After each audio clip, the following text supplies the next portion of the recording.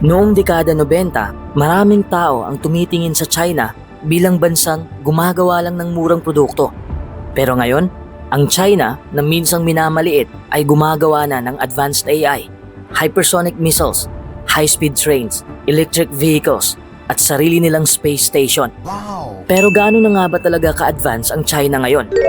At bakit maraming bansa ang parehong humahanga at natatakot sa bilis ng pag-angat nila? Huh? Kung titignan natin ang China ngayon, parang dalawang magkaibang panahon ang pinag-uusapan. Dahil ilang dekada lang ang nakalipas, maraming bahagi ng China ang mahirap pa. Marami pa rin probinsya ang kulang sa development at hindi pa sila itinuturing na world-class power.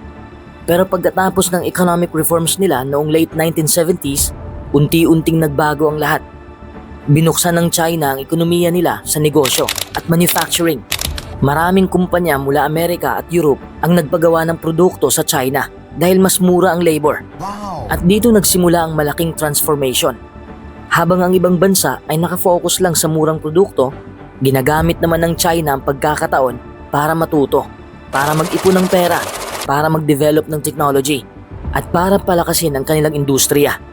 Hanggang sa dumating ang panahon na sila na mismo ang gumagawa ng sarili nilang innovation. Ngayon, isa sa pinakamalaking halimbawa nito ay ang kanilang advancement sa technology. Maraming tao ang nagulat nang makabangon muli ang Huawei kahit matinding sanctions na ang pinataw laban dito ng Amerika. Akala ng marami tuluyan ng babagsak ang kumpanya. Pero ipinakita ng China na kaya nilang bumuo ng sariling technology ecosystem kahit limitado ang access nila sa Western technology. Wow! Kasabay nito, lumalakas din ang China sa artificial intelligence. Gumagawa ang China ng sarili nilang AI systems, facial recognition technology, at advanced surveillance systems. Isa ang China sa mga bansang pinaka-agresibo pagdating sa paggamit ng AI sa totoong buhay. Pero hindi lang technology ang dahilan kung bakit napapansin ang China. Kapag nakita mo ang ilang syudad nila tulad ng Shanghai o Shenzhen, parang futuristic movie ang itsura.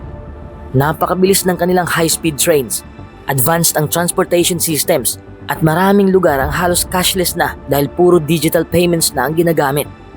Habang sa ibang bansa ay matatagalan bago matapos ang infrastructure projects, ang China ay nakakagawa ng buong railway system sa loob lang ng ilang taon. Ito rin ang dahilan kung bakit maraming developing countries ang humahanga sa China dahil nakikita nila ang bilis ng development nito. Pero isa sa pinaka-importanting dahilan kung bakit seryosong tinatrato ng Amerika ang China ay ang military power nito. Hindi na pareho ang Chinese military ngayon kumpara noon.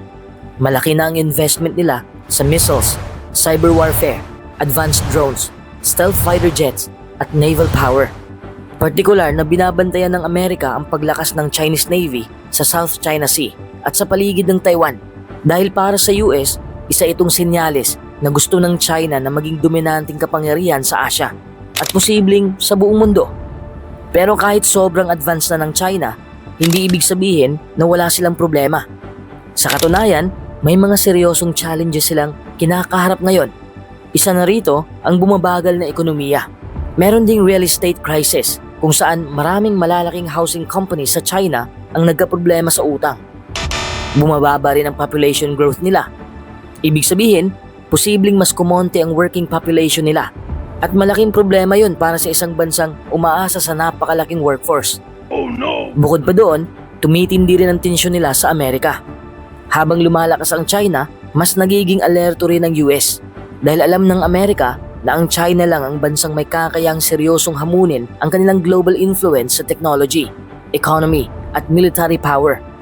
Kaya sa susunod na makakita ka ng produktong may label na Made in China, tandaan mo na ang bansang kilala lang sa murang manufacturing ay isa na ngayong bansang gustong manguna sa future ng mundo. Wow! Pero hanggang saan kaya aabot ang China sa mga susunod na dekada? At handa ba ang mundo sa posibleng bagong global superpower?